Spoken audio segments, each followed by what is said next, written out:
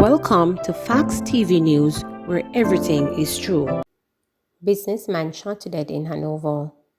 A businessman was shot and killed at his establishment in Great River, Hanover. 62-year-old Gart Kerr, otherwise called Spider-Man, who was also a chef, was shot multiple times. About 6:20 a.m., residents heard explosions in the area and alerted the police. Mr. Kerr was found suffering from bullet wounds to his upper body. He was pronounced dead at hospital. Craig Hill residents appeal for urgent road repair. Residents of Craig Hill in St. Andrew are appealing to authorities to urgently repair a breakaway along the roadway. One resident fears they will be marooned in the community if the rain continues. She says motorists are afraid to traverse the area because it is getting worse. She added that the alternative route is not an option. It is 4 hours from Chicheras Road, and there is no lightning over there, and it is dangerous. Court case involving Accompong Maroons and government to be heard on October 4. The court case involving the Accompong Maroons and the government is to be heard on Tuesday, October 4. This after it was rescheduled from its original Friday, September 30th hearing date.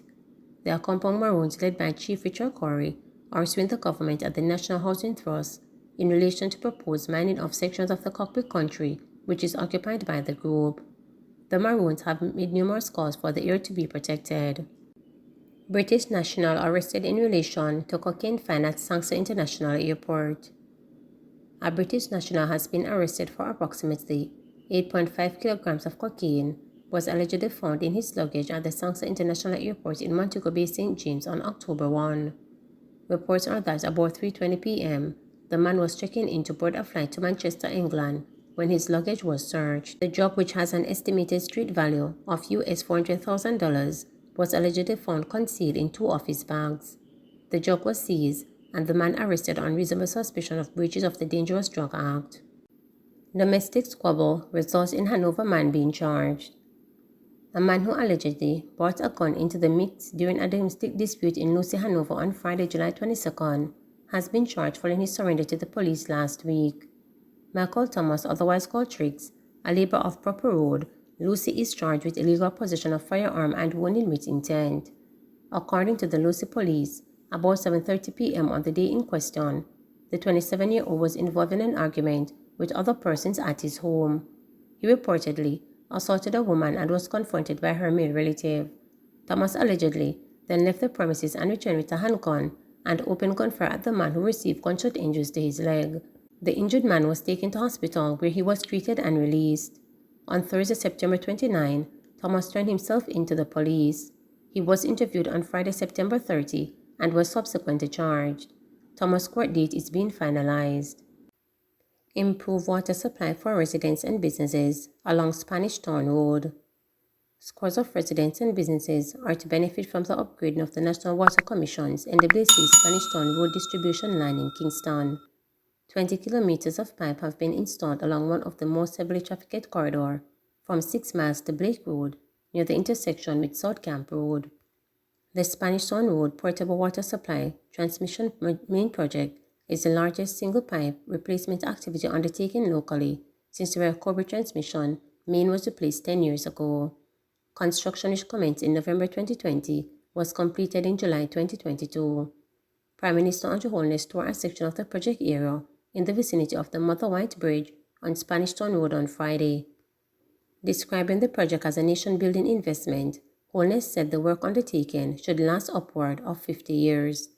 The government decided to undertake a $2.4 billion investment, and that included putting in new mains along the Mandela Highway and a new main running all the way along Spanish Town Road that has the capacity to bring in approximately 15 million gallons of water into Kingston and St. Andrew. This is a massive project with significant impact for the beneficiary communities, he said.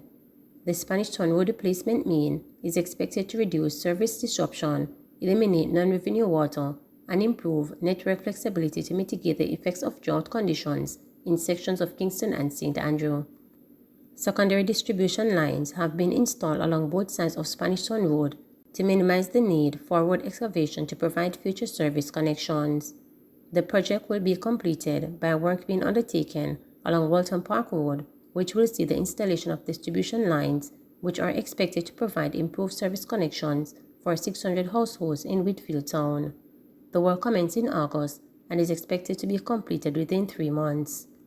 Holness, who noted that the pipeline replacement project is consistent with the government's infrastructure development thrust, said other improvement works will be undertaken along the Spanish Town Main Road. Meanwhile, NWC Vice President for Engineering and Capital Projects, Garth Jackson, said the current intake of water through the Spanish Town Road system is about 5 million gallons. But once we get the recovery into it, it will have the capacity to take a further 15 million. The capacity of the pipeline is about 10 to 15 million gallons, so we have the capacity to take more water there, he informed. Jackson also advised that work will shortly begin on the Port Royal transmission main. That will then ensure that the development plans for Port Royal are taken into consideration, he further stated. Northern Trelawney MP bemoans lack of water in constituency, outlined plans to address the situation. Member of Parliament for Trelawney Northern, Tova Hamilton, is lamenting the lack of portable in her community for up to 60 years in some communities, while blasting the previous representatives, whom she has noted were all men. Hamilton outlined the difficulties her constituents have faced from decades with the inadequate water supply or, in some communities, no running water, and the steps she had taken over the past 2 years to rectify the problem. She also noted that residents of Northern Trelawney were paying hundreds of thousands of dollars more than those elsewhere who have access to running water. She was speaking recently during her contribution to the 2022-2023 State of Constituency debate in the House of Representatives. When residents of communities such as Samuel Prospect, Bounty Hall, Sherwood, Buckners Hill, and Calabar complained over the years, they complained bitterly. Not having access to portable water means not being able to take a proper shower or cook, do laundry, the dishes, and even water your garden, said Hamilton. And my rather considerate predecessors allowed these issues to continue unabated for decades, she added sarcastically. We never know the worth of water till the well is dry, the first-term Member of Parliament said, while outlining the exuberant costs faced by her constituent in their quest to source the precious commodity. She said, if we should calculate the cost incurred by one low-income household to truck water over the last 10 years at a rate of $8,000 per 650-gallon tank, which requires refilling at least twice per month, that figure would amount to $1.92 million. Comparatively, a flat rate of $5,000 per month paid to the NWC National Water Commission for pipe water over the same 10-year period could have saved them, the same household, $1.32 million. This is unacceptable by any standard. Hamilton also outlined the steps she had taken to improve the water situation since she was elected MP in September 2020. These include the commission of 8.1 kilogram pipeline in June from Barton Road to Samuel Prospect at a cost of $275 million. This represents Phase 1 of the larger Dunnet and Greater Dunnet Water Supply Rehabilitation and Upgrading Project. The pipeline benefits roughly 11,500 residents from communities such as Brampton, Calabar, Hatfield, Samuel Prospect, Middlemouse, and Vale Royal. Phase 2 of the project, which is slated to begin in the current financial year, will see the replacement of the 2.4-kilometer transmission line from Donarch to Barton Hill, with an initial estimate cost of $70 million to procure the pipes. This transmission line, which may be engine close to 100 years old, is located in hilly terrain and subject to frequent leaks, Hamilton noted.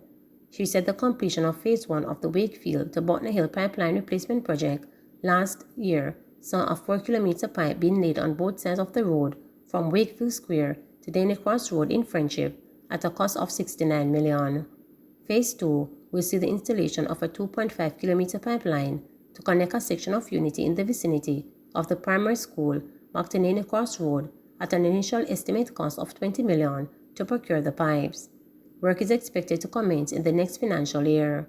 Hamilton also told the House that residents of King Street, Butner Hill, were all smile when she visited the community recently because the commitment she made while campaigning 4 years ago to supply water was fulfilled. I observed that even the nature of our conversation has changed. Back then, the discussion centered around pipes, tank, and trucking. Now it's all about water bills, she said. She also said the rehabilitation of existing wells is currently being explored as a viable option for some communities. Hamilton shared that the pump station in the Belfield well has been rehabilitated and the electrical panel installed and awaiting approval of the Jamaica Public Service Company. When approved, the communities of Hampden, New Carden, and Bounty Hall will benefit from this facility. In the next financial year, procurement will be undertaken to purchase electromechanical equipment to improve the generation and distribution system of the Queen of Spain No. 2 well. She said, while adding that the communities of Bounty Hall, Wakefield, Friendship, Butner Hill, Drumley, and Deeside will also benefit from this improvement. Please remember to subscribe, like, share, and click the notification bell